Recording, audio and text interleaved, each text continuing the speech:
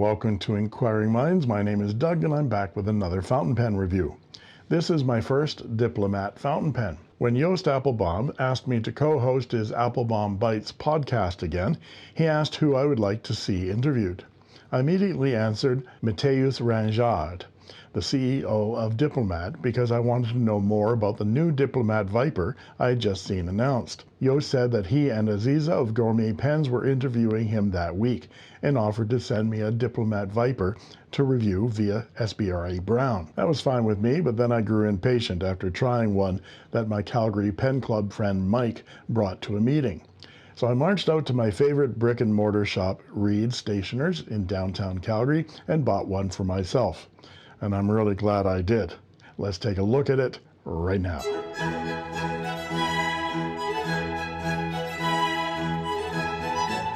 So we have another unboxing, but this one didn't come in the mail. I've got a really good discount from Reids Stationers. Thank you, Trish. And here's the pen. I just brought it home. It says VH Viper Quill Schwartz F. FP Viper Quill Black F. So they didn't have any in the blue, which was the one that I tried out for my friend Mike. And but the black will be fine, I think. It comes in this outer sleeve. Take that off. This is my very first Diplomat, so I'm pleased that it's already one that I've written with and I really like. There's a silver white kind of foil stamp on top since 1922 in this hard cardboard box, and it opens up and there's the black Viper. Very, very nice. Pull it out of its sleeve. Oh, there's faux leather here. Let's pull this up and see what we get with it. We get a card. Since 1922, links to your emotions, International Diplomat Guarantee. International Guarantee Certificate. And we'll have to read the policy at their website. I'm hoping it's at least a year. So put that back. There's no cartridge with it, which I find interesting. But here's the pen. It is this really cool cross pattern that looks like it might have some texture to it, but when you feel it, it's like snakeskin. And hence the Viper, I think, because it's just as smooth can be. So I'm looking forward to reviewing this fidget spinner, my first Diplomat, the Viper. And I gotta confess that when I went in and asked my friend Trish at Reids whether they had this pen, I called it a Dodge Viper instead of a Diplomat Viper, to my chagrin. But there you go. Review anon. I'll show the parts and features of this pen, some size comparisons and measurements, and then provide a writing sample. And then I'll talk about what I like and what I don't like so much about this fountain pen. You'll have to forgive the background noise. We've now got winter temperatures here in the Great White North, and I've got 3 humidifiers going full blast, protecting my guitars. Nothing destroys a solid wood guitar like low humidity, and my guitars are more important than my audio. So anyway, let's talk about the Viper. Overall, the pen is similar in size, shape, and weight to a Pilot Metropolitan, but that's where the similarity ends. The Viper is a great pen for the money, as we'll see. Now, I know that you can get almost 4 Metros for the price of just one Viper, but 4 times nothing is still nothing in my opinion. Oh, snap. Oh, snap! The first thing you notice here is the visual texture. Yes, it looks like snakeskin, hence the name Viper. Appropriate. The next thing you notice is how incredibly smooth it is. The Viper is an anodized aluminum-bodied pen with a fascinating guilloche pattern that might seem like it is a cross-cut diamond pattern, but up close, let's get up close here, but up close you can see its sine waves where the peaks touch each other. It's similar to an expanded metal pattern. The guilloche is on the cap and barrel, but not on the section, clip, cap band, or top or bottom finials. From the top, we see a shiny black finial with the Diplomat logo. The cap tapers up to a thin, shiny black cap band that says Diplomat on the front and the back. The enameled clip extends from the cap, is long and narrow with a pronounced ridge. It is relatively stiff. It's still usable, but stiffer than I like it. And no, that's not what she said. There's a slight step down to the barrel that is straight to about here, and then it tapers away quickly to the flat, matte end finial. This is almost identical in size and shape to a classic Parker 51. Let's pause here to look at the similarities and differences between the Diplomat Viper and the pen it is emulating, the Parker 51. I have a Parker 51 here that I'm restoring and converting to a cartridge converter pen. It's an aerometric from 1950, and you can see how the shape of the Viper's shell is almost identical to that of the Parker 51, just slightly longer. In profile, you can see how Diplomat has increased the curve of the underside of the pen, which exposes more of the feed than the Parker 51, and I think it makes the pen silhouette very attractive indeed. Unposted, the two pens are identical in length, and the Viper is just slightly thicker by about 1/2 millimeter. And posted, the Viper is 3 millimeters shorter than the Parker 51. And of course, being metal, the Viper is heavier by about 10 grams. The section doesn't have the guilloche pattern on it, something my friend SBRE Brown lamented, but I have the opposite opinion. I don't find the metal section slippery at all, and although having the guilloche pattern on the section would improve the grip of the pen, from a visual perspective, I agree with Diplomat's design choice here. I think the contrast between the plain section and the patterned body, with the addition of the glossy cap band, clip, top finial, as well as the chrome band separating the section from the barrel, give the pen an overall symmetry and contrast which is visually appealing. And of course, that chrome metal band is also the magnet that closes the cap, and that magnetic cap is a bit of a fidget spinner. I find myself doing it unconsciously all the time. They're alive, but unconscious. Just like Gerald Ford. Let's get a closer look at this nib. There's not much to see here, as this is a hooded nib. This is a steel nib that only comes in one size. Fine. But it is a size that might appeal to a broad range of preferences. Pardon the pun. Mrs. Bialystok and Bloom, I presume. Forgive the pun. What pun?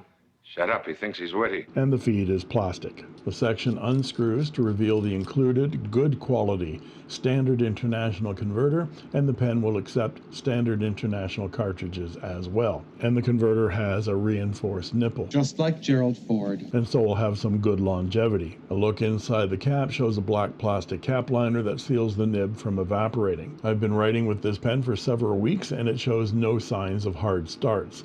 That hooded nib contributes to that, I'm sure. The cap posts deeply and securely, touching the barrel with the inner plastic cap liner so it won't mar the surface. And the balance is superb. This pen posts like a champ. If you're going to emulate the Parker 51, which I consider one of the best posting pens in the world, only surpassed by the Parker 45, you would have to make your pen post as well as this does. And you have all of that length of the long section with which to find a comfortable grip. This pen is sublime in the hand and begs to be posted. It completes the look as far as I'm concerned. But if you don't like to post your pen unposted, the Viper is nicely balanced as well. Even though it weighs 30 grams, it doesn't feel heavy in the hand. The size, shape, balance, weight distribution, and overall sleek look, I think Diplomat has knocked this one out of the park. I didn't have to purchase this pen, as Joost Appelbaum had sent one for me to review.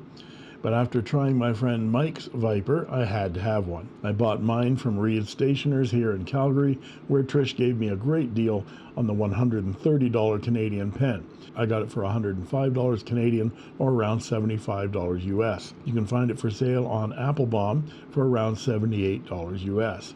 It's available in black or blue with only one nib option. That's fine. Now let's look at some size comparisons. And here is the Diplomat Viper in black with a 1950 Parker 51 aerometric in cedar blue, a Schaefer Icon in black lacquer over brass, a Wingsung 601 Flighter in stainless steel, and a Hongdian C1 in red lacquer over brass. Now let's look at them posted. And here they are posted. I replaced the nib on the Schaefer Icon with a Bobby Bent nib. It's a wonderful pen, much thicker than the rest of them. And I created this stainless steel Wingsung 601 by replacing the plastic hood with a stainless steel one, and it has a Bobby Bent nib as well. The Hongdian C1 is all metal except for the hood, which is plastic. Now let's look at them unposted. And here they are unposted. Now let's look at some measurements, and I'll be back with a writing sample.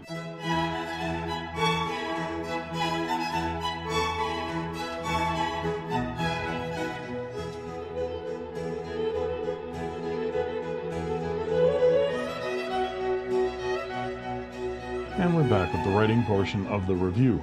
This is Clairefontaine 90 GSM paper, and this is the Diplomat Viper. And it has a fine steel nib. Let's check the wetness. It's nicely wet and very, very smooth for a fine nib. You sometimes find fine nibs have a lot of feedback. This has a little feedback, just a touch. Very, very smooth. It's possibly why I don't mind the fine nib so much, because it does tend to run slightly thicker than what you're used to with a fine nib. Certainly it's thicker than an Eastern fine nib. And the ink today is a Roshizuku Takasumi, a nice charcoal black ink. Probably my favorite black ink. As to line variation, well, you're not going to get much line variation at all out of this nib. Very stiff. And the nib makes a 0.5 millimeter line, which is indeed a Western fine. And for our quote: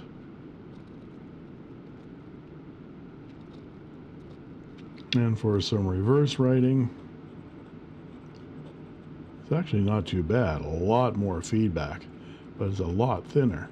So those sketchers out there might enjoy this nib for getting you some thicker and some thinner lines. And some quick writing.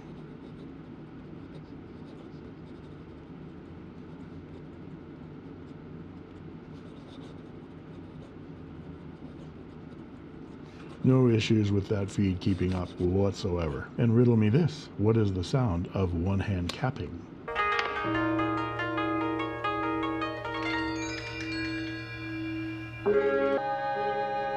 So what do I like and what do I not like about this fountain pen? Well, I like this pen so much when I tried out my friend Mike's at a pen club meeting that I couldn't wait for the review version to come from Applebaum, and I had to run out right away and get one for myself. After using it for several weeks now, it's become my everyday writer.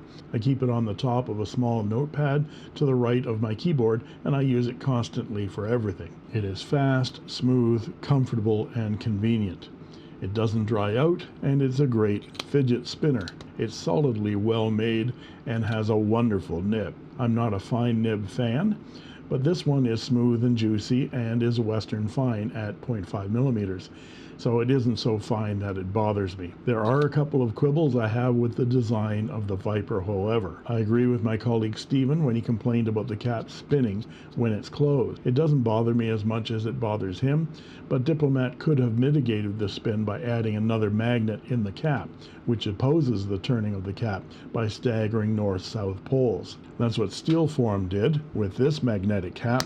As you can see, it only posts in one direction to line up those flats, but it actually prevents it from spinning so much that it bothers you. Of course, that would push the Viper out of the price range that Diplomat has targeted here, so I don't think it's a big issue. The other quibble I have with the Viper is the stiff clip. It's usable, but I can't easily fit it into a shirt, vest, or coat that has a zipper on it, but that's it. I think Diplomat has created a winner in the $100 price range of Western-made fountain pens.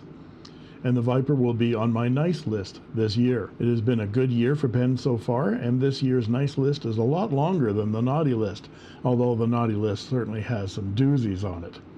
Doozy is a technical term we penfluencers use. There's a plethora of technical terms we use, like doozy. Start using terms like humdinger, nifty, cat's meow, bee's knees, Lulu, pip, Jim Dandy, and Ripper, and you too can join the pantheon of elite penfluencers like moi.